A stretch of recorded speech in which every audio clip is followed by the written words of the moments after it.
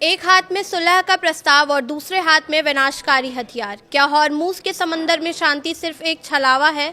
Iran के साथ ceasefire की खबरों के बीच अमेरिका ने पश्चिम एशिया में अपनी जंगी ताकत को 3 गुना कर दिया है। आखिर शांति के दौर में इस महा तैनाती का मतलब क्या है? क्या ये बातचीत की टेबल पर दबाव बनाने की रणनीति है या किसी बहुत बड़े विध्वंस टकराव की आहट? नमस्कार, मैं प्रिया श्रीवास्तव और आप देख रहे हैं न्यूज़ 18। अमेरिका ने एक तरफ तो ईरान के साथ सीज़फायर बढ़ाने का ऐलान किया है, वहीं दूसरी तरफ ज़मीन पर उसकी सैन्य तैयारी कुछ और ही कहानी बता रही है। हॉर्मूज को ब्लॉक करने के लिए उसने फिर एक नई चाल चली है। अमेरिकी नौसेना ने मिडिल ईस्ट में अपनी ताकत को अचानक कई गुना बढ़ा दिया है, जिससे एक बार फिर ये आशंका तेज हो गई है कि क्या ये नया अटैक प्लान किया जा रहा है। अमेरिकी सेंट्रल कमांड के मुताबिक विमान वाहक पोत USS जॉर्ज H.W. बुश अब हिंद महासागर में तैनात हो चुका है। संभव है कि इसका इस्तेमाल अरब सागर में हॉर्मूज में जाने वाले रास्ते को ब्लॉक करने के लिए किया जाए।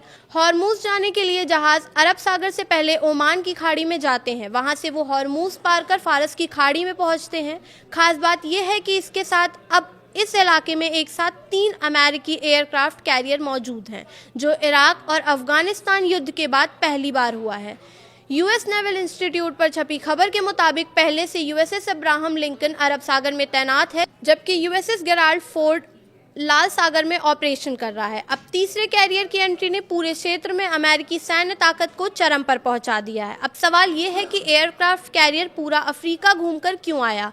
तो ये कैरियर ग्रुप सिर्फ एक जहाज नहीं बल्कि पूरा चलता फिरता किला होता है। इसके साथ मिसाइल से लैस डिस्ट्रॉयर USS मैसन, USS डोनाल्ड कुक और USS रॉस भी तैनात हैं। इसके अलावा high speed supply ship USNS Arctic भी साथ है, जो युद्ध के दौरान लगातार ईंधन और संसाधन उपलब्ध कराता है। रिपोर्ट्स के मुताबिक USS जॉर्ज बुश ने अमेरिका के नॉरफॉक बेस से करीब 18,507 किलोमीटर की लंबी यात्रा तय कर अमेरिका के दक्षिणी सिरे के रास्ते हिंद सागर में प्रवेश किया।